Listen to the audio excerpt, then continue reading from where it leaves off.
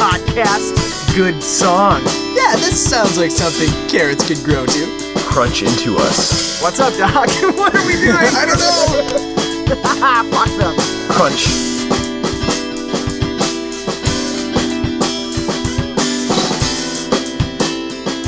I feel a good one brewing.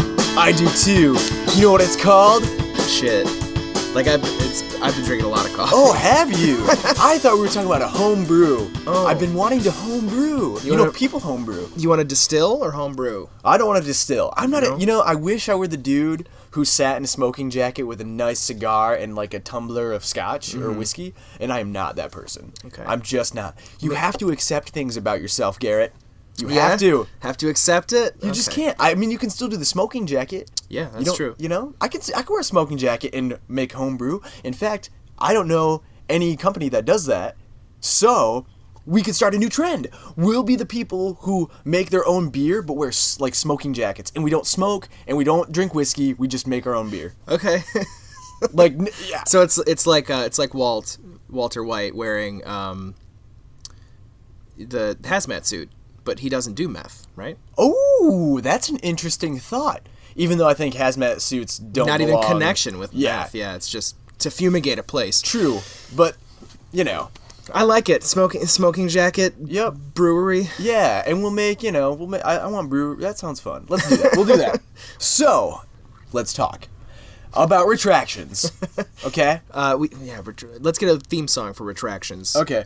Brr. Oh no, you mean like an actual one? I was gonna do like with my mouth. Oh okay. no, that's what I meant. Oh, like you we wanna- can okay. maybe edit it together. Okay, let's Hold go. on, let's do the Brrrah. that Brrrah. that Brrrah. That was pretty good. retractions. Rated R. Okay.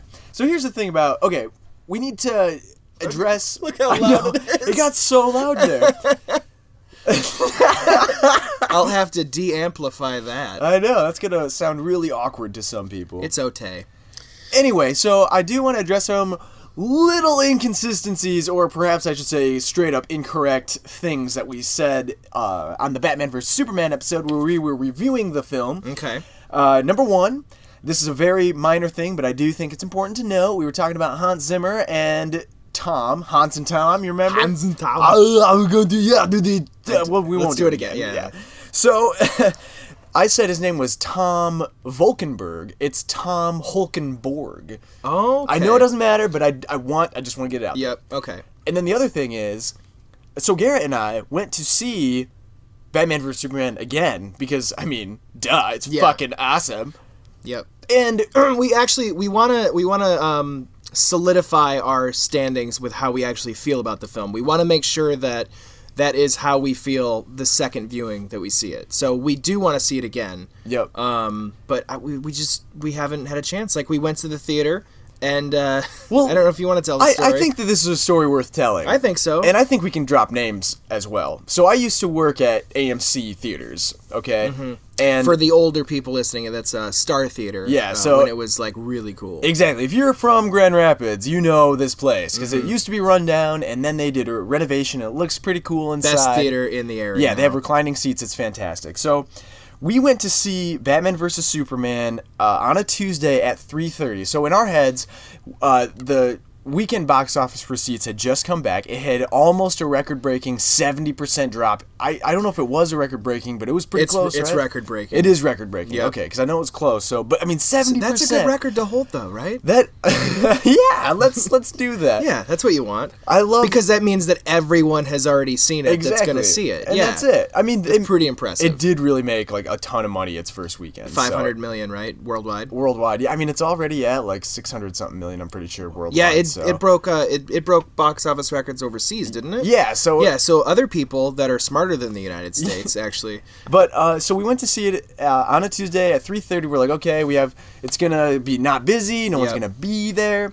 I arrived first, and they have a computer screen that allows you to choose your seats so that you can have assigned seating, which is one of the things I'm not a huge fan of. Even though it works if you get like advanced tickets, but if you're there and you're like, I don't want to have to think about this. Like, just give me my fucking ticket so I can go inside. I just want to pick it and see it. Exactly. So I was looking at the screen, and literally there were like 4, 5, 6 spots left, and they were just completely spread out. Yep. and I ended up purchasing one, getting a refund because we decided not to do it. Yeah. That is really superfluous. I mean, to the real story. quick, the only seats that were available were the handicap seats. Those were the ones that were all together. Quick question: am I an asshole if I sit in the handicap spot? I mean, if they're not occupied, I figure because they brought their own chairs. dude, seriously, I thought that was the point. Like, I honest to God, I thought that they had a specific section of like floor that you could park a wheelchair Yeah. on. And There- I mean, it used I've to be. seen that. Like, that works. Really quickly, that is a joke that I do, and I goat the audience to make them like say I'm an asshole.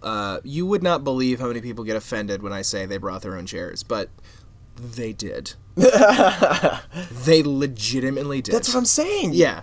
Like, people would do that when I worked there, and it'd be like, oh, yeah, well, like, okay, that makes sense, because you can't, why would you lift yourself out of the chair you're in, and Uncomfortably to get into, and then lift yourself out? I mean, all these weird things are going off my head. I'm like, what the hell is this? and you're like, I just want a ticket. I don't want to look at these seats. Exactly. So we got a refund. So, and I was, and I'd like to add real quick, this, since we are telling the full story, the movie was showing in literally one of the 4 smallest theaters. Like, this movie theater has 18 screens, and this one was one of the smallest, and the movie had just come out, so it's like, why would you relegate it to one of the smaller screens already? Yep. If they had put it in a larger auditorium, then we would have been able to fit in no problem. That actually would take away from their profit too. Like that.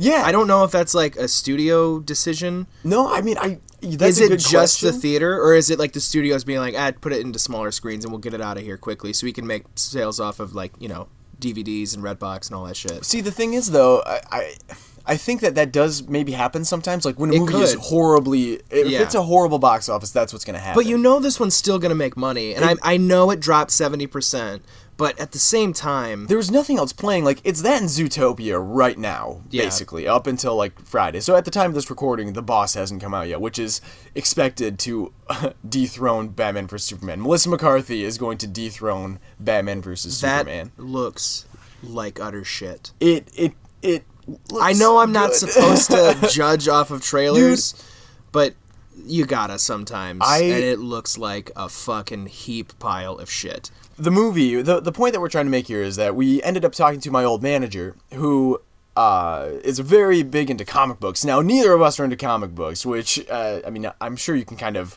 understand that. We're always talking Yeah. about music and movies and stuff, so obviously something's going to fall I'm really by. into the stories of comics. Like, someone told me about the Civil War before, like, they even announced it, and I was like, Yeah. that sounds awesome. And then, like, here you go. That's the new movie coming out. I was like, that sounds really exciting. Yeah. But I just don't read them. I know. I'm interested in the stories and the original stuff, but I don't read them. It's weird because, like, I have read them, and they are very good. Yeah. But I read The Killing Joke. That's the only one I've read, which was fucking great and super sad. I really want to read The Dark Knight Returns, because So I've heard do that's I. supposed to be really good.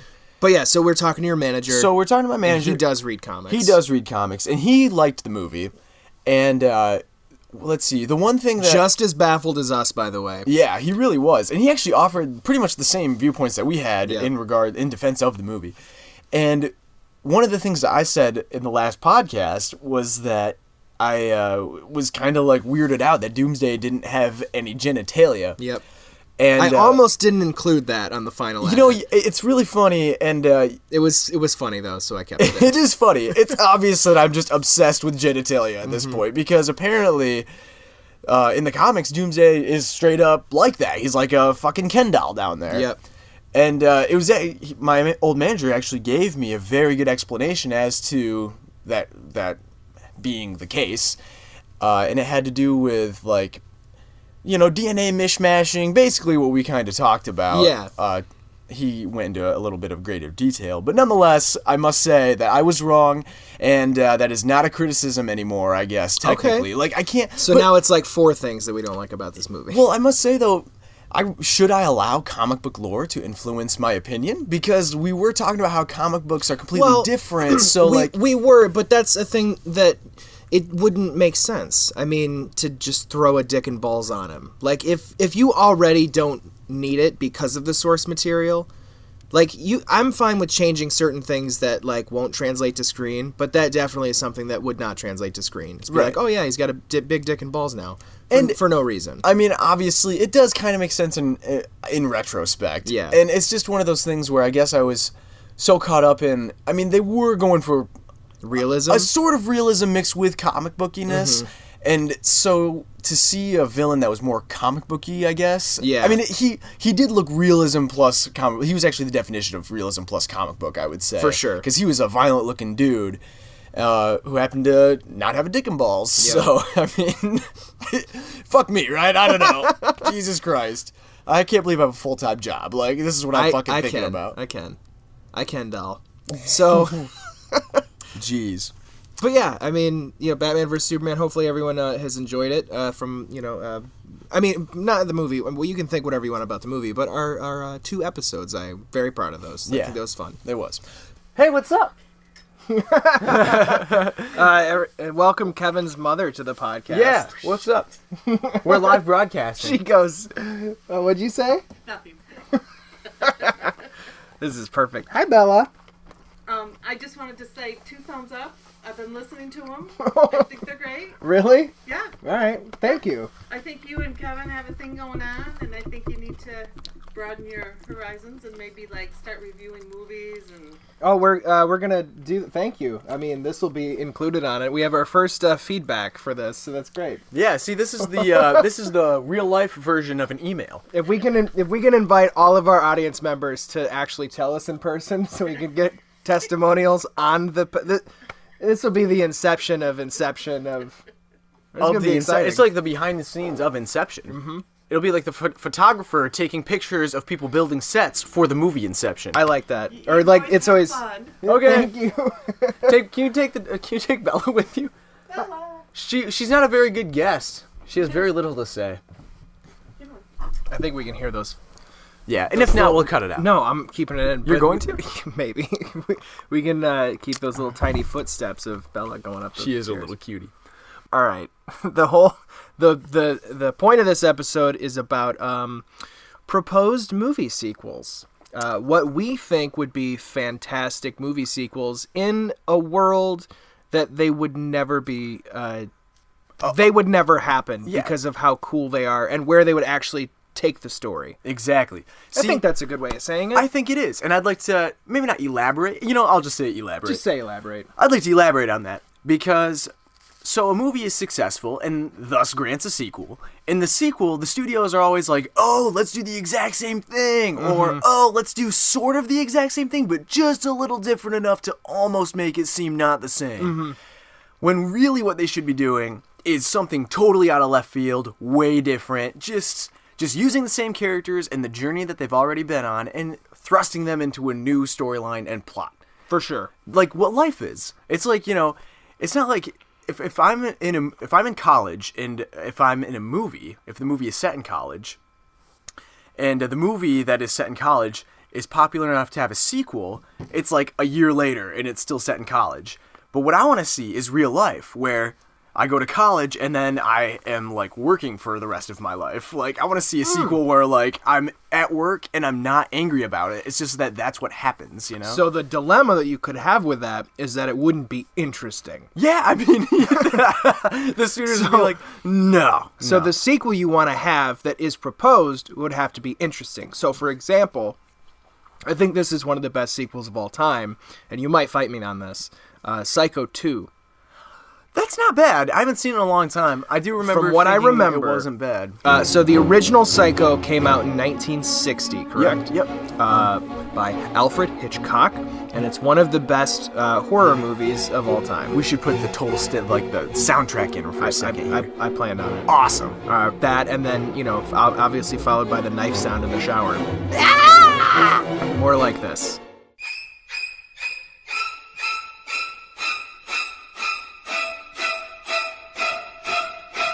That was actually stabbing a melon.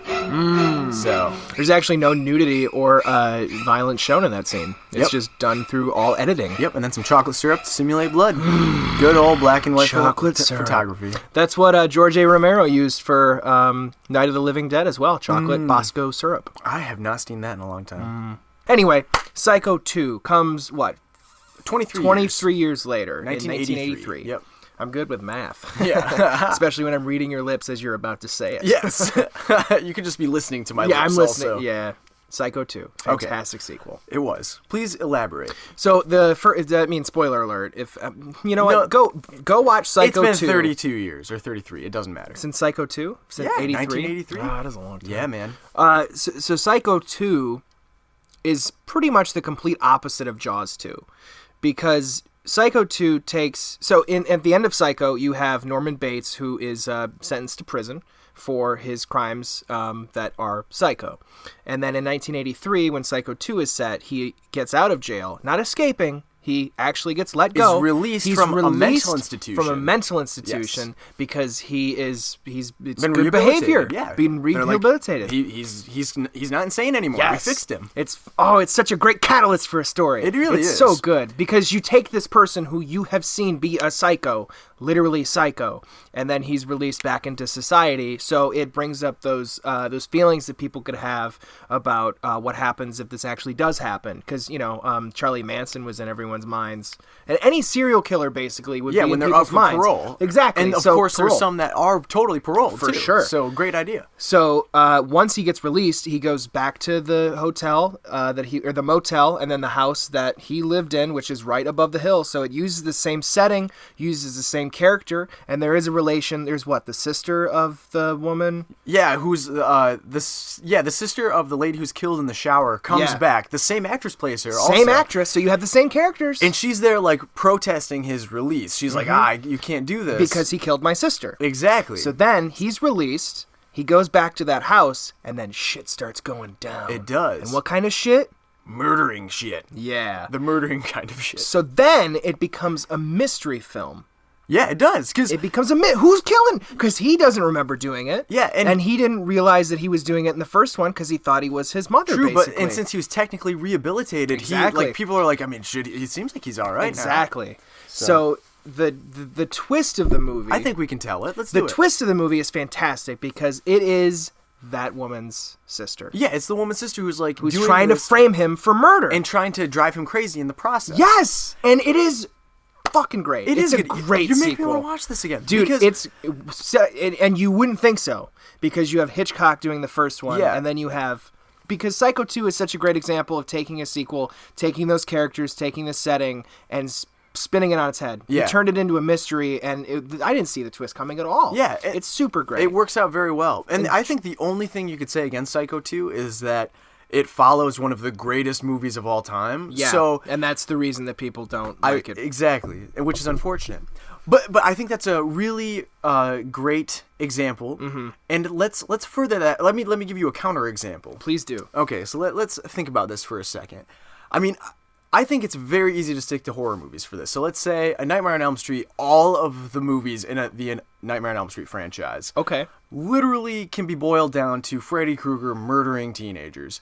They will occasionally find ways to counter his attacks and to kill him for the end of the movie, at least. Yep. And then he always comes back, and the ways he comes back are completely stupid. Yeah, they're stupid. They're not tethered to any mythology. They're just bringing him back for money, basically. Mm-hmm. They're like, you know what? I mean, that same stuff happens in every horror movie, except for Halloween 1 and 2. Yes, which actually, Halloween 2, I think, is a pretty good sequel, too. I think that's a good example of... I need to see it again, because from what I remember, it was just like a normal run-of-the-mill slasher film. Yeah, but at least they didn't have... At least it wasn't 4 and 5 and 6. Yeah, which were just really bad.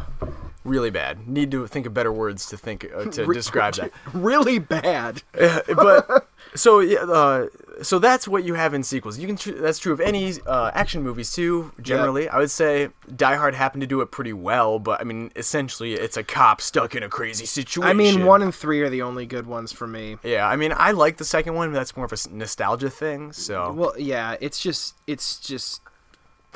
so bad. I mean, think about some of the lines in that movie, and Rennie Harlan just does not have the best directorial streak. Yeah. So Okay, so so now you have an idea of what we're talking about here when we're talking about sequels. What we're suggesting here is, look, if the movie is well received and you want to make a sequel, don't just throw the characters in London and have London explode and have him protect the president in London while it's exploding. Yeah. Have something else.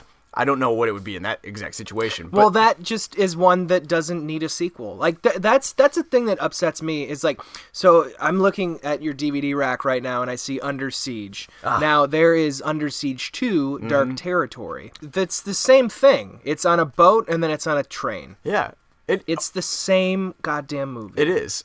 I happen to kind of like. I mean, if you I like like- crappy action movies, I Oh guess. yeah, that's I mean fine. the first one's a crappy action movie. Yeah. Like they're both crappy action movies. They are, yeah. I don't think Under Siege 2 was actually meant for the character from Under Siege. Like it was still Steven Seagal, but they turned it into a sequel just Yeah. because, hey, guess what? We can. It's a the first one was so good. Let's just turn it into this. Yeah, and like That happens all the time. and it's like the crazy. same basic plot because it's a guy stuck in a crazy situation. Exactly, and his daughter's in the second one, Yeah. so the stakes are higher. The Yep. stakes are raised. But you bring up like they don't necessarily need a sequel, but I think that's kind of what we're talking about at the same time is like if you are gonna need it, if they're giving you yeah. the opportunity to make a sequel and you are the creator of the original, then you might as well think to yourself, well, what would I do that's not the worst movie ever made?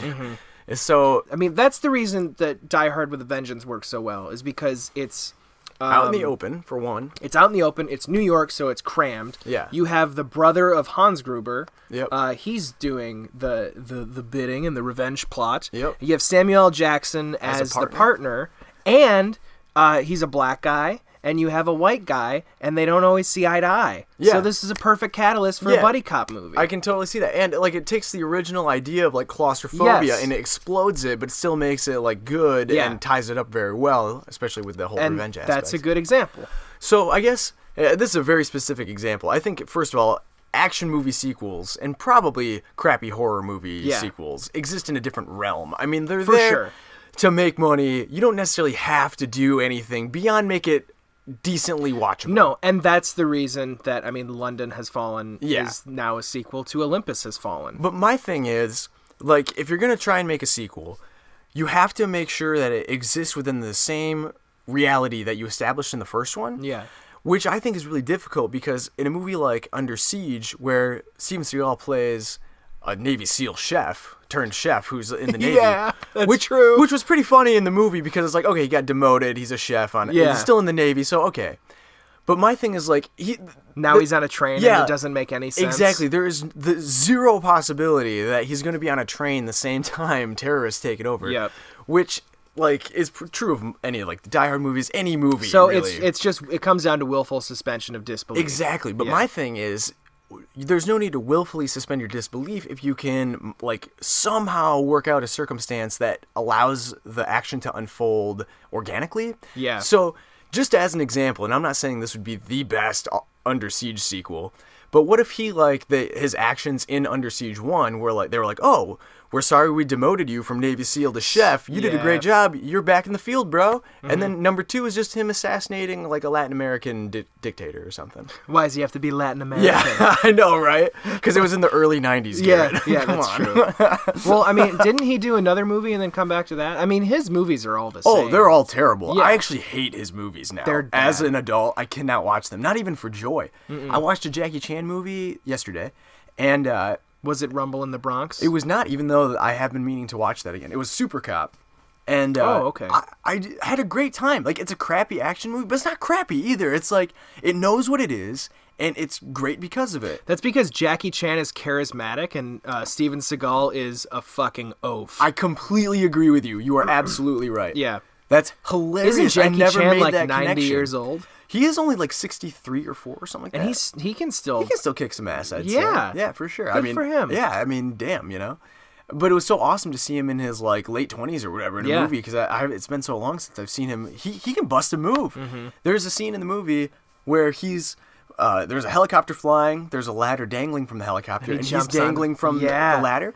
And it's flying everywhere all across the town. And I literally was watching it like, I know he does all his own stunts, but they must have, done something a little different there, right? I think it was him. It was him. Yeah. It shows during the credits. If you ever watch a Jackie Chan movie, it will show him performing the actual stunts during the credits. I remember that, yeah. And it showed him like climbing it, and like sometimes it would go out of control and they'd like land real quick, or like so they were supposed to like skirt an object with him really close to the object, and they'd get too afraid, so they'd go way up, and it's a helicopter, so that all of a sudden you're like 100 feet in the air. Yeah. And it was just amazing. Good for him. So that versus Steven Seagal, who has a ponytail. I'm gonna throw you on a pool table. Yeah. And break the cue ball over your head. Wait, I can't do that. All right, let's get a stunt double to do that. I'm gonna run like a girl. He does. He runs like a little bitch. does. He It's really hilarious. Oh man. So that is, I think that's a great basis for what we're talking about. Yeah, right I now. think that's great. I mean, and Jaws is one of the best movies of all time. It is. Then Jaws 2, which was like what? Not 3 years later. 3 years later. It is the same goddamn movie. It is, and it's not good, but And it's terrible. like, let's take that as an example for a second, because I think Jaws is a very hard movie to do a sequel to. I think I would agree. Under Siege is easy to do a sequel to. Psycho is easy. I mean, Yeah. they leave you with things to happen afterwards. Yeah. Whereas in Jaws, you kill the creature, and what do? So let's talk about this for a second. Jaws 2, how could you make that a movie? Because the whole point is there's a shark. So there either has to be a shark, or if there's not a shark, there has to be, like, in the vacuum that's left from the absence of the shark, you have to fill that with, like, threads from the first movie. Well, what you would do is you would go, you would keep exploring his psychological problems because of his fear of the ocean, That's which it. he Fear of did. drowning also. Fear of drowning, which I would say he conquered in the first Definitely. one. So there would be slight remnants of that, and that only remnant would be in conversation where his wife would say, "Hey, remember when you were afraid of the water?" Yep, not anymore, baby. And then that's it. So there's no point in making a sequel. Or you would have a shark that terrorizes again, but it would have to be like a family of sharks that remembers for some They reason. shouldn't remember, though. If anything... But there's no...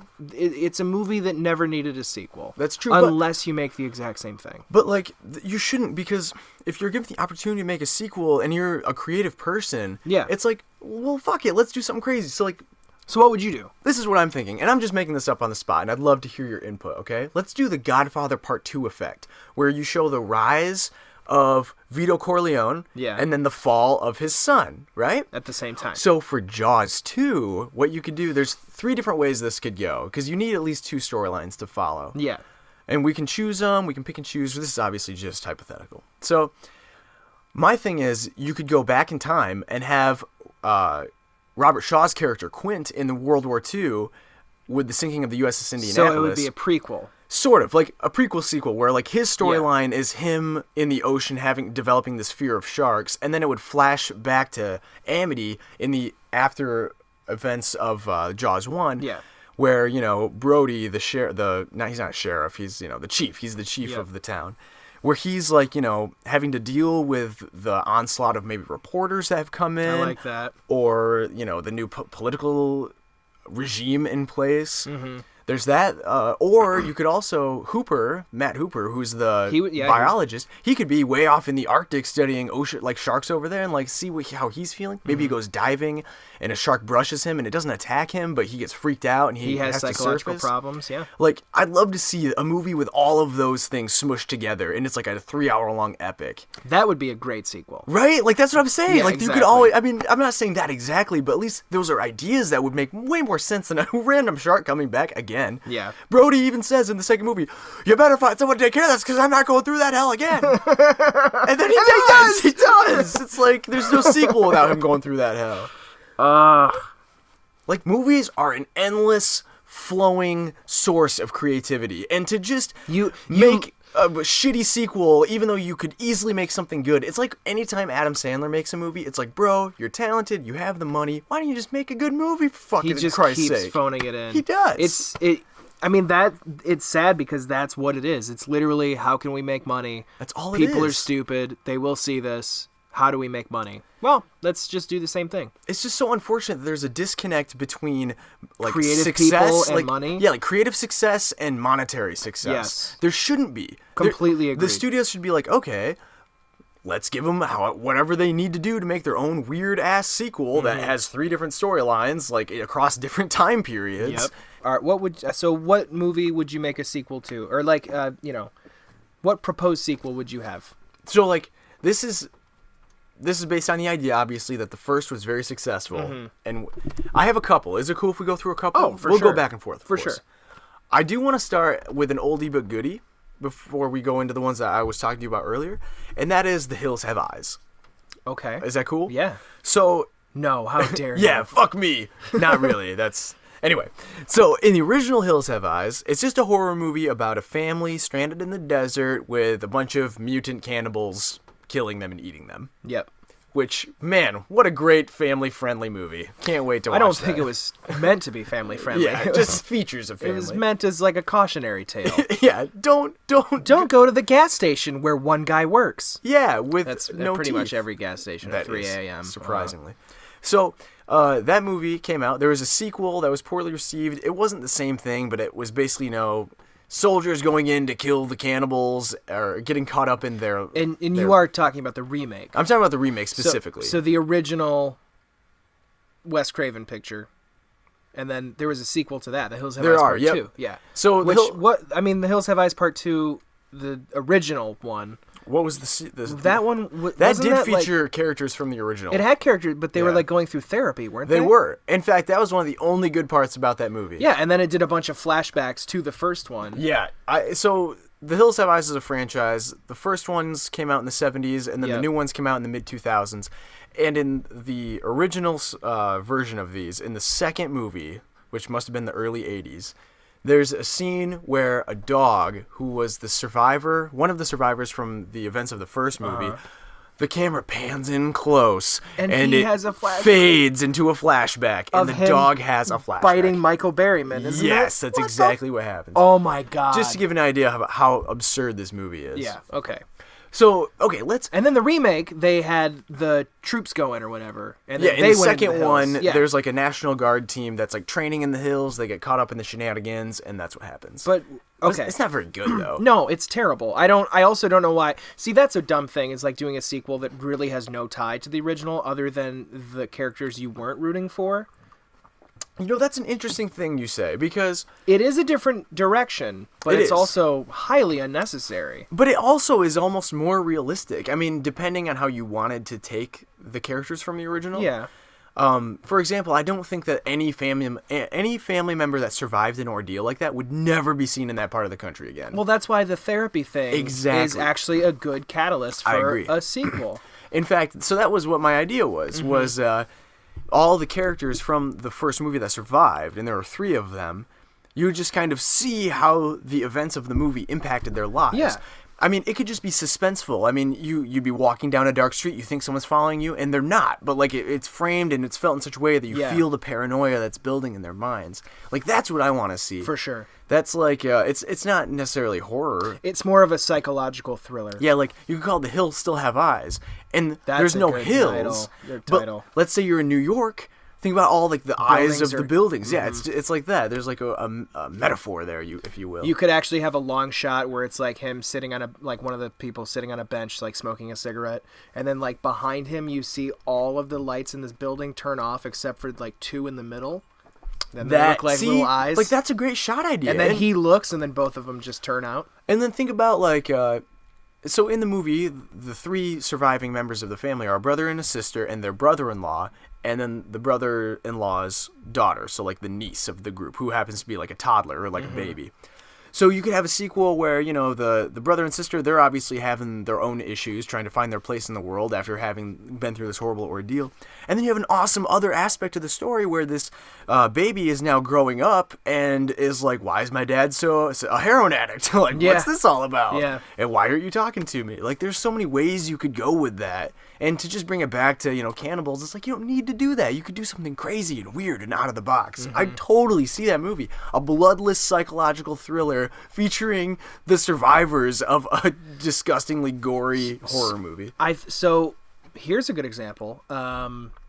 Exorcist 2 and 3 are sequels to The Exorcist. Yes, they Now, are. Exorcist 2, The Heretic, is one of the worst films of all time. So bad. It is terrible. And why is it so terrible? Oh my God. Well, Just give the biggest reason. let's see. I'm going to just right off the bat. Richard Burton was drunk the whole time, and he's wearing a Hawaiian shirt in it, which is really funny to me. Yeah, that's true. The thing that It kills gives that him movie, some backstory, though, doesn't it? it does give him a little backstory, but it's But he doesn't really need it. no. I mean, it's nice to have backstory, but the thing about that movie is, they're trying to like get into, I guess, like the mind of Reagan, who is the possessed girl from the first Yeah. movie. And in doing so, they set up a machine where there are two occupants, and they both put on this like these rubber bands. I don't even know how to describe it. And These it's like headbands. it's like a light system, isn't it? Yeah. So like they both get on the same wavelength as the beeping goes on. Exactly. They're both staring at this lamp, and Yeah. they both are wearing these headbands that are connected to this lamp. And then eventually they're trying to sync their minds together so they can have like a hypnotic experience, I guess, together. Yeah, to like find out more about this and then see if she is still possessed, which she's not. And I'd like to add, the reason it's so difficult to describe this contraption is because after you've seen about 5 minutes of them using it in the movie, you think to yourself, wait a minute, that's not fucking real. Why the fuck is that a major plot point? Because that carries the movie, is like the idea that these two people can use this stupid thing that's a fucking lamp. I mean, it's not even well made. Like, I'm sorry. It's like, come on. It's like I just imagine staring at one of those like old green lamps, like you know what I'm talking Yeah, about, like with like on the half cylinder on top Oh, of yeah. it. Like a Yeah. desk lamp. Yeah, like it's a library in the 80s. Essentially, that's what Yeah. it was. Because, like, I remember when I first watched it, I was like, this isn't that bad. Like, because I'd heard how bad it was. Yeah. And- But like the way they explain this thing, it doesn't like. Why are you doing that? That's another thing that sequels do with the characters is where it brings them in this new world that's not really established in the first one. But then you're looking at this world and you're just like, why is this happening though? That's This such- doesn't make any sense in this world I was previously shown. That's such a good example. And that does not make any sense because you take from the first one is very religious heavy. It's very psychological thriller. It's very horror with the pea soup And it's the also blood. very, like, medically accurate, more Yeah, or and less. medically accurate, Like- for sure. Like, she's Beca- constantly in the hospital. They're Yes. trying to figure out what's wrong with her. They take all these steps before realizing maybe we should just talk to a priest because we have exhausted all other options. And that's the reason that it's so scary is because the only thing that can save us is God because we are battling Satan. Exactly. And then the second one, it's not actually Satan. It's this demon named Pazuzu. Yeah. Come on. And we've accessed him by staring at a lamp. Exactly. It's the dumbest thing. And then they have to go back to the original house, don't they? And that's where the climax of the movie Oh, is, man. in the I original think- house. Yeah, they do. I haven't seen What? it in a very long time. Dude, it is so stupid and pointless. Yeah. But the third one this is why I bring it up, because the third one involves the priest who was supposed to have died in the first one when he gets thrown down the stairs. steps. Yeah. So that's a very interesting thing, is because he is brought back to life. Is he? Is that how that works? It's the same actor. Well, oh yeah, you're right. Yeah. He does make an appearance. I don't think he's actually alive. I think He's not. Okay. He's a demon. Okay. Because he took the demon in the first That's one. right. You're right. So now he's back. I have not seen that and in a long it's time. George C. Scott is Exactly. also Who's in it? And directed by William Peter Blatty, who wrote the original Exorcist. exactly. And it's also, I'd like to add. Am I impressing you with No, these this is facts? awesome. Okay, It's cool. very cool. I'm happy that. when Like, when I go through and edit these, I'm like, man, Kevin's crushing it right now. I don't mean to, and I'm not even No, trying, I want you to, I'm not but trying to rob you of time either. Like, I You're was not. actually just about to try to fill in some of the blanks because I thought you were, but you were just taking a breath to like kind of establish, like continue. That so felt like so good. Yeah, that was great. But I the only thing I want to add, and this is not to undermine you at all, but I just to like inform the listeners, the thing that's really cool about that second one also is that the lead character is a side character in the first movie. So in the first movie, there's a detective who's kind of on the outskirts of the storyline. He just kind of comes in occasionally for a couple scenes. But then in the third one, he comes back and is the lead character That's right, in yeah. charge of like trying to figure out these demonic killings. So it was just kind of a cool way to bring characters back in the same world. And that's why the third one is fairly interesting because Yeah. Regan's also not in it. Yeah, it has nothing to do with possession. No, Really. It's no more about possession. murders and just kind of satanic cults. So sort it's of. a mystery. It's a thriller mystery. And you're turning it on its head. I mean, it's not the best, but at least it went into a different direction. That's fucking believable. Yeah, they tried. They took what they had and they tried, and that's all Yes. you can expect. And again, it's just like the Psycho 2 effect. The Exorcist is amazing. So if you're gonna make a sequel, of course it's gonna pale in comparison to the original. But at least you're trying. Do you think that 3 would have been way better received if the second one had not happened? That's honestly, I don't know. I think that I think it's very possible. Or more people have seen it, because that's the numbers game. It's like if people see the first one and it crushes, and then they see the second one and they're like, that was shit, and then they don't see the third one. See, that's my thing. Therefore, it's like, less eyes are on the thing, so therefore you can't get a positive, rating. it's really difficult to discuss The Exorcist because like I don't know enough about like how it was made, or like any of the sequels. But what you bring up is very interesting because it sounds like the third one probably would have been more successful because it's definitely better than the second one. So For if it sure. came out around the same time as the first one, people would have been like, "Oh, this is different. It's still good though." Yeah. And it might have been a little more successful because of that. And it's funny because without the second one though, you wouldn't have had the third one because the third one is so out there that the second one needed to be there sort of a as a continuation. cushion. Yeah, even if it was horrible. Isn't that interesting? Yeah, like it needs to be there for the good one to come through, the different thought process one. Man. An idea that I've had, I'm a huge Jurassic Park fan, and the way the sequels go for me, I loved the first 2. I loved the first 3 when I was like really young. Yeah. The first one is the best, obviously. One of the best movies of all time. One of the I'd like best to of all add. time. It's on my top 10. Great movie. The second one, I love the characterization more than I do the dinosaurs in it, Yeah. which is strange because the dinosaurs are definitely like one of the best things in it. But as time went on, I started to watch the second one more and more, and like this feels like a Spielberg movie. Like this is really like the dialogue. It's snappy, it's witty, it's poppy. It's really it's very well done. And then as the story unfolds, shit starts to not make sense. Yeah. And I do like the two camps of people because you have like the conservationists, like you have the Nick Van Owen character who's played by Vince Vaughn, and you have Jeff Goldblum who's like heading these people, or it's like, I don't really want to be here, but I have to get my girlfriend who's Julianne Moore. So you have a really good setup and a catalyst for a good movie because it's taking what Jurassic Park was and it's bringing it to the Lost World. Yep. You're bringing it to another island where there's dinosaurs, which that's a connection that the two books had because The Lost World by Michael Crichton is way better than the movie. Yeah. Way fucking better. Definitely. And if they would have followed that would have made a lot of sense because Jeff Goldblum was also in that book, his character. And I do, if Yeah. I can No, go interrupt ahead. real quick, I just want to mention it's really cool also that they took kind of a side character or like a lesser Yeah, character you in the first totally- one yeah. and made him the main character. Like, I think it's Exactly. a great way to extend the universe of a movie. And the movie basically starts with like his character's introduced by being like, "You're that dinosaur guy. I believed you," like on the subway. Yeah. And it's like, yeah, that would happen. Yeah. Because people read the paper. Exactly. Back in 97. Yup. But that shit would happen. That makes sense. And then InGen's going bankrupt, so they're filing chapter 11. Yeah. So then they have to go get dinosaurs off this island to open up another park in San Diego. So like all this is making sense. And it's like, and then the trailer scene comes. Yeah. And you're like, this is really cool, but also fucking impossible. Yeah. There's no possible way this would happen. Every single portion of that choreography of like The truck falling and then the tires, and it's like, what is it resting on? Come on. I mean, and then yeah, like the Jeep, car the Jeep holding- that's holding it back. Yeah. all of that stuff like that doesn't make sense in No. the physical world that they have established. There's no way that any of this at all. Like it's Yeah. the weird thing is it's like a long sequence and it's set up to be it's like a 15-minute long sequence, and, dude. yeah, and it's set up to be like this really cool moment, and the whole time, every single second it's taking place, there's something weird about it, and it Yeah. just throws it all off. Yeah, and the glass thing that she falls on and like all those cracks that are happening Impossible. are totally CGI. Why, like all these things are taking you out of the movie as an adult. Yeah. As a kid, it was the coolest shit I ever saw. But like as you get older, it is made for like an adult crowd too, you know? I Like, know, and that's the thing. Anybody above the age of 20 should be able to watch it and be like, you know, like if you're falling on glass, first of all, it's not going to break at all because it's safety glass. Like it's not going to break. That's the point. I mean, they spent this much money on a fucking camouflage RV with 2 RVs attached. It doesn't make any sense. So that's like the moment where Spielberg checked out. Yeah, and you can actually see it And in the you rest can of the see as the movie. rest It's of just the movie kind of goes like on. a little Especially San Diego scene.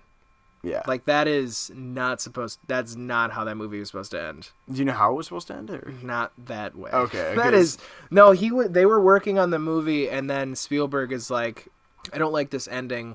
Let's shoot something else." So they used the San Diego stuff. And It's like, holy shit. Which is an interesting idea, but it's like you spent the whole movie in the jungle. But now it's the urban jungle. Yeah. It's super 90s. It's very strange. Yeah, for sure. It really and the bus drives into a Blockbuster. Yeah. Like it's it's very weird for the last third of the movie. It's very strange.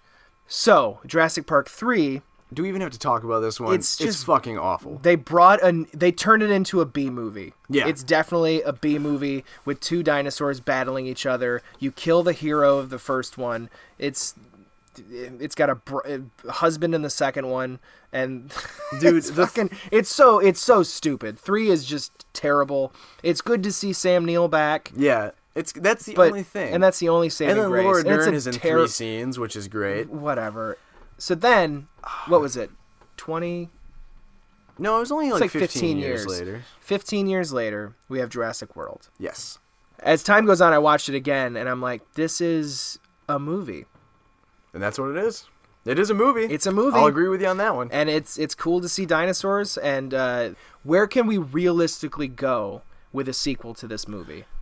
So here is my proposition for Jurassic World 2. Yes. This is what would make the Jurassic World better in my mind. If you continue the storyline with what was set up in the first one. So that means no park. We have no park because it was destroyed in the first one and they're going to be bankrupt by this thing. So you're going to have a court case. It's going to have to be settled in court, and there's going to have to be people on the stand that are trying to defend their jobs and what they did. So you're going to have Dr. Henry Wu. So B.D. Wong played him. Can come back. So he gets to come back. Vincent D'Onofrio's dead, who was the bad guy in the first one, which it's like so blatantly the bad guy. Like, oh, that's the guy I'm supposed to hate. Chris Pratt, Bryce Dallas Howard, they're both back. I can't really remember their names right offhand, which is another sign that it's not that good of a movie. Claire Nolan, yeah. So they're on the stand. Like it becomes a courtroom drama of like the people versus InGen. And like you see all the victim stories and stuff. Victim stories, and it becomes like a courtroom drama. But also, you're going to have a cleanup team on the island. InGen is still going to try and do that, arming dinosaurs and sending them to, Iraq or Afghanistan or wherever we're fighting a war this fucking week.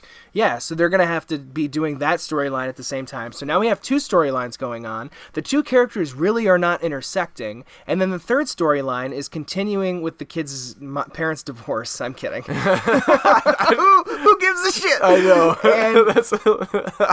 So I just imagine like the opening scene is like just a janitor sweeping up, dead, blood, like people blood, like mopping it up or whatever, and then it pans out to show like one of the Dimorphodons or whatever just laying and dead or something like that. Like that would be so fucking epic. Crazy. That's such an epic opening. An epic Jurassic World 2 or Jurassic Park 5 or something like that. It had to be something like, I don't even know what you'd call that. Jurassic. You can't call it Jurassic World 2. You can't really call it Jurassic World : subtitle. Well, what's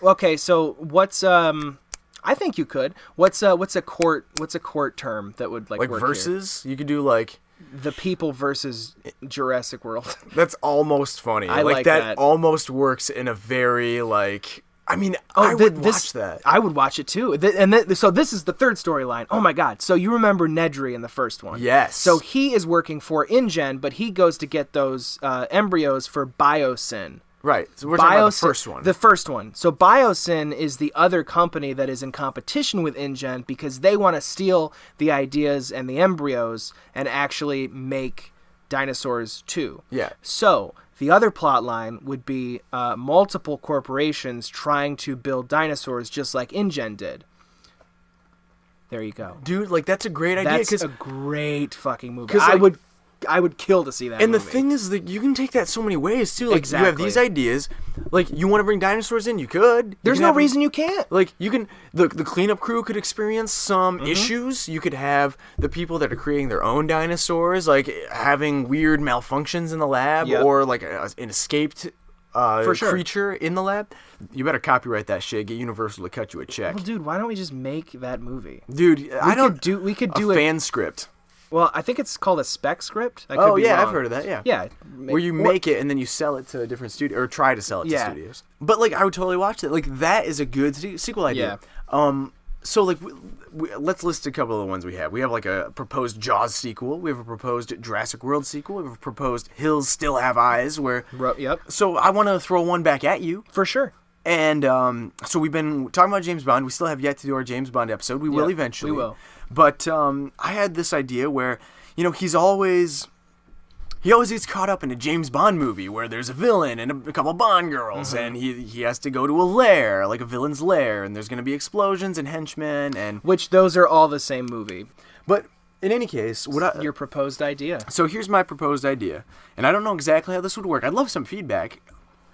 My idea is that, so James Bond is a government agent, and one of the things that they never get into in the movies is the fact that as like a member of government, as like an employee of the government, you have like specific obligations you have to fulfill occasionally. I mean, working on holidays, for example, like being the guy who has to stay there for that sort of thing. So what I want to see... imagine James Bond answering phones. That's what I mean. Like, I'm not saying the whole movie has to be him answering phones, but like him assigned to a desk for the weekend because somebody has a vacation, you know? But in this instance, what would happen is, so Bond has finished a mission. He has successfully, you know, killed the bad guy in what I'm assuming is going to be a pretty horrific way. So would that follow... Like, would we see him kill the bad guy? Like, would the movie open that way? And then he goes... You know, that would be... So the end of what would be a Bond movie is the beginning of this? pre-credit sequence. That is a brilliant idea. Cast a huge name actor to play the villain for like 10 minutes. He gets in there. He disposes of him by, you know, like sending a torpedo flying at him or whatever he does. He always does something weird. And then... Pushy, send that torpedo towards him. Like, we cut to, you know, the credit sequence, whatever. And then he gets home and M is like, hey, man, like, good job on that mission. You've been killing it recently. But, you know, unfortunately, it's time for you to fulfill this obligation. We have a guy who works at the agency who teaches a course in, you know, something to do with like the history of spying or Cryptic espionage. yeah, or field work, something like that. Like he has to lead people or something. But so we have this professor gone from our agency. We need you to fulfill this role for a semester. So then James Bond is in charge of a class where, like, you know, he has to inform them of, you know, different fighting techniques or like different villains that he's had to subdue in the past, and then he has to go do field work with them. So all of a sudden you stick James Bond in a university hall, like not university, like an agency version of that, like Quantico sort of. And he's like, you could have so many things built in right there. You have students looking up to him, and he's just like, oh God, like please just send it to my email, and I'll ignore it because I'm James Bond. Like he always has like bourbon in class. He has all these like female students wanting extra credit, quote unquote. So it would be like Indiana Jones. Yeah, kind of, but I mean, and just to give the audience an idea, that's what it would be like. Yeah. But you know, there's so many other ways you can take it. Having issues with the dean would be great, or whatever the version of a dean is at an agency situation like that. I think that's why I loved Kingsman. Yeah, that was because that was great. Yeah, that was like the training of a James Bond exactly. secret Like, agent. wouldn't you love to? And like, Colin Firth was James Bond. Exactly. Yeah. And obviously, it wouldn't be the exact same thing. No. And I don't No, think no. you should focus on the younger generation necessarily. No, not at all. It's still a James Bond movie. So you had to what would the conflict be? So let's talk about that, because I would like to know. I think we have a great setup here, and it'd be nice to see where that would go. Like, what would happen at an agency that would cause like Olympus has fallen. yeah, a world-renowned spy headmaster to be in some shit. So terrorists attack MI6 again. No, that's boring. Exactly. We need to go subtle. Like, I think subtlety is the key. Like, we can have big action scenes, but we need to like first try and find out like a subtle way to bring those scenes. What if someone that he has his fancy for gets kidnapped? See, like, what about that? Like, that's not bad because rape is a huge thing on campuses, and can you imagine like there's just like a fraternity of spies that are just total assholes and are like taking women and like or even like young boys and like just not using them necessarily, but putting them through horrible initiations and so one of the underlings becomes a bad guy, and then Bond like punishes him, and then the kid's father gets involved because you know how parents are, they're powerful people. Maybe the only issue here is that we don't want to paint them to be too bad of people so that if they do die at the end, it's like, oh, they deserved it. Like, it needs to be murky. Like, I hate it when movies are so cut and dry. I mean, Bond movies are always cut and dry. Even great movies like Casino Royale or Skyfall, they're pretty cut and dry. Because you have the villain. Yeah, He's exactly. called the villain. Yeah, exactly. So, Yeah. I mean, that's not necessary for our plot. But, it'd be cool. Like, so yeah, you get some parents involved, some sort of dispute. Maybe parents wouldn't be involved in a spy agency. Yeah. No, it'd be way more focused on the students. I like the idea of another student becoming like the quote unquote bad guy, and I don't know. I mean, like James Bond didn't even get laid in the 80s, did he? I mean, No, he didn't. The late 80s. So Yeah. Timothy Dalton. Timothy Dalton never had So sex maybe with a he lady. doesn't need to have sex in this movie. So therefore, it wouldn't be someone that he fancies gets kidnapped. Maybe it's like one of his students that he starts like taking under his wing because he's getting older. So it's like that Batman Robin kind of thing. And then maybe that the kid gets killed, or That's a good idea. that kid's girlfriend gets kidnapped or something. I like the idea of kidnap because then you don't know who did it, so it can also be like a mystery. That's a great idea. I love that. A mystery, a James Bond mystery. And then what you can have is like if he is taking somebody under his wing, then you think that person is going to be like part of the story when they end up dying. And Bond is like, oh my god, I found myself attached and I didn't realize that And would it wasn't happen. even a woman. Yeah. And then he can get involved in that, and there can be like a huge power play thing going on. You Yeah. know, like maybe it was another student who's like a sociopath who wants that role. Yeah, to be, like, wants top of James the Bond's class. attention. Yeah, Yeah. that's good too. Like he's heard of James Bond, and he wants to prove to him that he's a worthy adversary. Holy shit, I just got it. It would be so that kid gets kidnapped. They do the thing where they send like body parts or whatever, like fingers and shit to James Bond addressed at at his home or whatever. And then so he's like, okay, so someone knows that this is affecting me. So then this underling that wants to be James Bond's like apprentice basically, he's like, well, I'll help you find him. And it turns out that's the kid that's doing it. He's trying to get him into a trap, sort of. Yeah. But he all he wants to be is James Bond. Yeah. So he wants to kill these two to get closer to the James Bond title. And then, James Bond can't let that happen. So he escapes somehow during the torture scene. And then there's no Bond girl. And then, like, I would love the idea that this is the one entry in the series that does this because he's like, I can't do desk work anymore. And he's like, I just have to have full control in the field. Can you imagine? That would be fucking awesome. Think about that ending, too, because inevitably he's going to succeed. And it's going to be a very, like, I don't want to say mundane ending, but, like, it's going to be him, like, chasing this dude through hallways and, like, dark corners and stuff. And all of a sudden, he kills him and is like, oh, my God. So then the ending scene would be, like, him going up to M, and it's the end of the semester, all this shit's happened, and M can be, like, say something along the lines of, like, are you ready to get back in the field? And Bond's like... Most definitely. Yeah, like, and he doesn't even say it, like, funny. He's just like, I can't do this. There's too much office politics going on around here. Indubitably? With pleasure, With M. pleasure, Yeah. M. Yeah. That would be great. I would so watch that. That would make Spectre better. Yeah, it would. Let's wrap up on one more. Let's try. Yeah, movie. Because let's do one we haven't talked about. Like, let's think of a movie we both really organically. enjoy. Yeah. What's like a great movie we've seen recently? Like Let's. I'm trying to think of a movie. I'm trying to think of like a franchise that could. Let's see here. We all went through RoboCop. We did Hills You Have Eyes. guys are getting this exclusively. We have not talked about this, so. Yeah, this is off the cuff. You're welcome. No horror. No, we can't do horror. That's too easy. We need something that's a franchise. trying to think. There's got to be an example. Of I know. I something we want could to. I do. feel like There we could. has I to want to be. work something over here. Like maybe a Hannibal movie. Is that too hard? That might be kind of. I don't hard. know enough about them. Oh man, that would be a. What about the original Time Machine? No, that's only one movie though. Yeah. How about Back to the Future? Is that really impossible? How would we bring?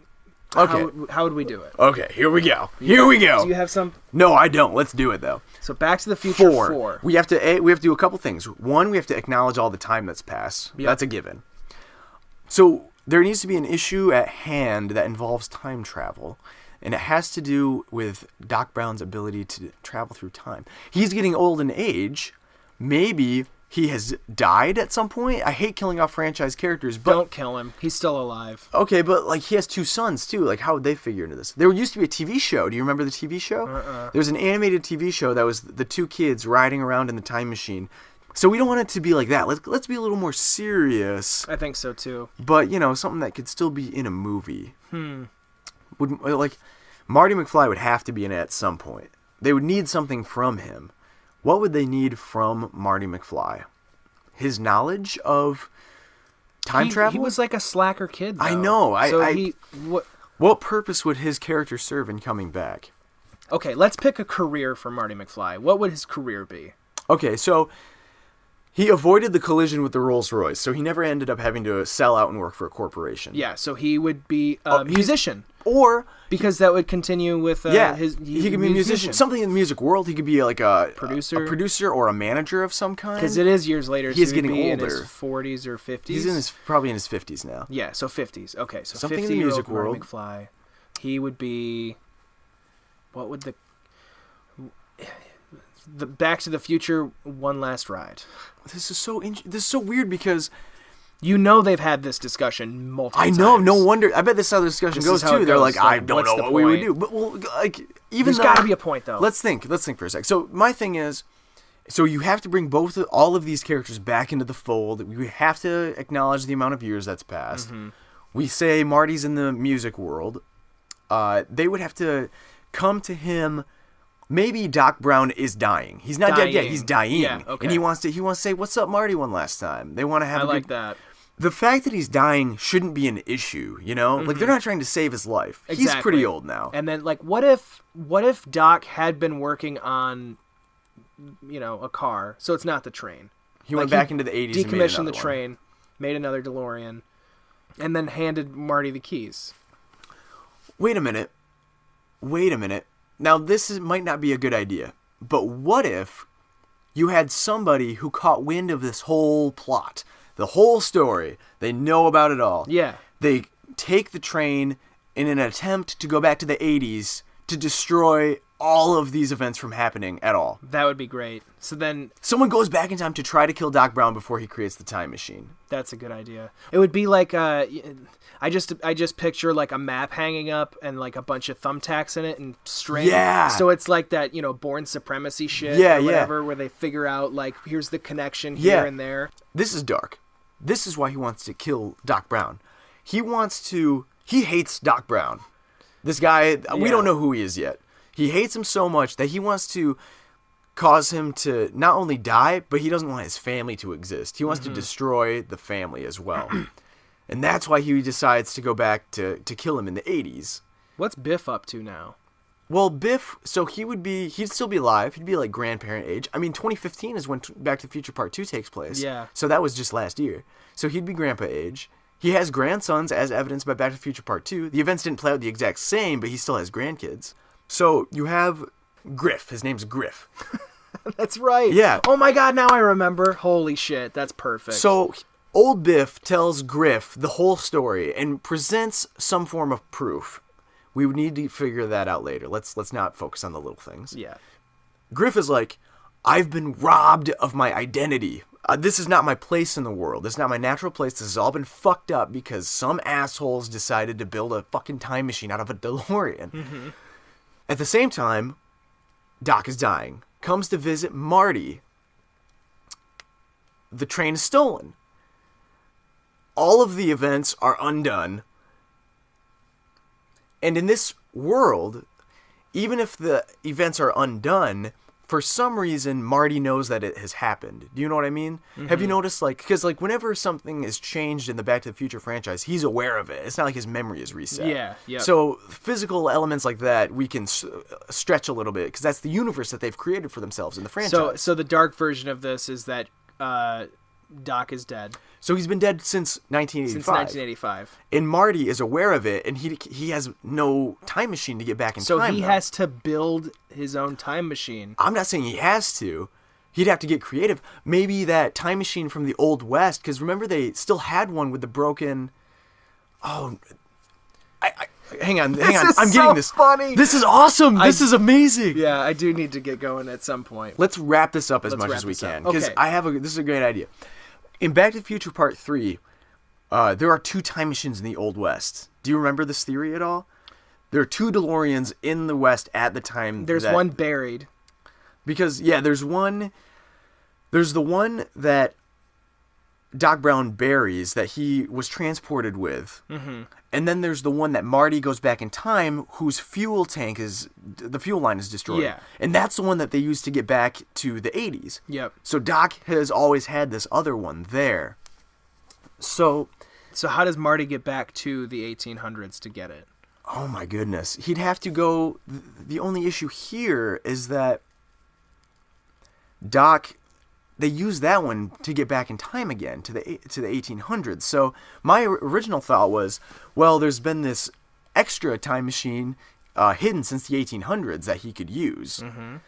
But we'd have to figure out a way to work that into the story. Well, doesn't the third one end with Doc being, like, in the past with Mary Steenburgen? No, because he takes the train, and you don't know where they go. Yeah, he can go wherever. Okay, yeah, that literally is like the point of the ending, is like, we're going to go wherever. The future is not written. We can do whatever we want. That's true. Which would be a great theme to revisit in the fourth one, with this guy feeling like he's been robbed of his lifestyle that was guaranteed to him. We have to figure out how, if he unwrites everything, and Doc is dead since 1985, and everything is unchanged, how does he get back... Or how does he get a time machine, and why does he need to get it? Okay, to go back and kill Griff before Griff kills Doc. No. He would need it to stop Griff. He doesn't need to kill him. Yeah, well, yeah. That's the series gets dark, but not that dark, you know. That's what I mean. Okay, so yeah, that's essentially what happens. But Marty, he knows that he's like, oh my God, where's Doc? He's been dead. I was just talking to him. Maybe he was just talking to him. I like that. And he disappears, and his whole family is gone, and he's like, what's going on? Okay, and again, I don't want to focus too much on the little things, but what if Marty meets up with Doc on the train for a one final hurrah traveling through time? Mm-hmm. And then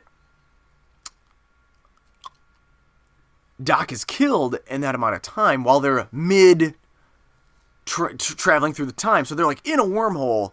So oh my God! So the time machine itself is unaffected, and again, since the rules are kind of bendable or flexible in this universe, that's not an issue. So the moment they hit 88, Griff undoes everything. Yeah. So they are just trapped in a wormhole. Ooh! And can't get out to the future or the past. They're stuck in.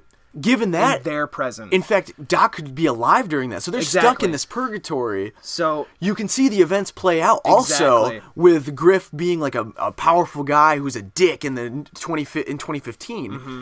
And they're stuck in a time loop.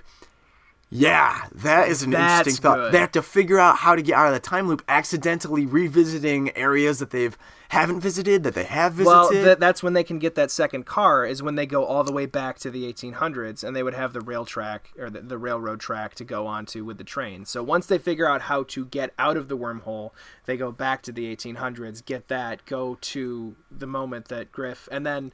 Christopher Lloyd sees himself or whatever. Dude, I'd like to see that. And you know what would be really cool is to see, like, because they're in this wormhole, they're just through some source of, alchemy, a ton of DeLoreans and trains descend upon Griff at the same moment. And everyone's looking around like, they're all like, I can't believe we're all here. Obviously, we did something wrong in the wormhole to get here. But they're all like, you know what? We have a singular purpose. We need to make sure that Griff doesn't kill this guy. That would be, like, that's Rick and Morty shit right there. Yeah. Oh my god, I really like that. That would be a fun. That'd be fun really thing. cool. Like, there'd be so many ways you could take that. It could be stick to the franchise, take it in new directions. Heck yeah. You could introduce the sons, too, because they're on the train. They could do their own thing, maybe. Make it just real dramatic. Like, but, it could be like, dramatic, still but in a funny. lighthearted way, yeah. Those movies are so dark if They you think really about it. are. In the second one, Biff murders George McFly. I Yeah. mean, my God. Yep. He tries to kill Marty, like, later on. Yep. It's nuts. I mean, I don't know how those That- movies got PG, honestly. I That was know. after PG-13 got released, so... Oh, they're great. Yeah. So yeah, that's Back to the Future 4. There you go. So one last ride. see, now, I mean, just us talking that out, you can get an idea see, of how sequels can and be good. that would never be an idea that Hollywood would propose, Yeah, exactly. because it's probably They want to stick to the what works, the Yeah. formula. Anyway, so this was a great episode. This has been the Kerrit Podcast. Please be sure to hit us up on Twitter at Kerrit Pod. Give us some feedback. But I do want to throw out there, if you do contact us on Twitter or kerritpod@gmail.com, Yep. feel free to let us know, like, if you want us to shout you out or, like, to give some... shout outs, like, we'll any do that. questions you have, any topic ideas you want us to explore. If you have a sequel idea that you think would be perfect, we will I love totally that. examine it. I think that'd be really fun. Yep. If you guys have a ghost story of your own or something that happened to you, that would be super interesting to hear. So We would love to build on this, and we'd love to include you. We're trying to be as connected as possible with our audience. We want not just feedback, but we want to talk to you. We want you to talk to us. Exactly, because without you, there'd be no us. Exactly. There would be no carrot. I mean, except for in stew or whatever else you put carrots in, ranch dressing, hors d'oeuvres also. What it should be is Marty acts as the old wise man in the movie. He doesn't have to be the main character. Okay. We were going about it all in the wrong way. Then we cast somebody to play one of the sons, and he is the lead character getting help from Marty to save Doc. I like that. That's what I think should happen. But what I think what really has to end up happening is the old version of Doc ends up dying at the very end. Mm-hmm. So he saves his young self. So no matter what, he has to die in 1985 for himself to live an extra 45 years. That's really cool. I feel like that would work a lot better.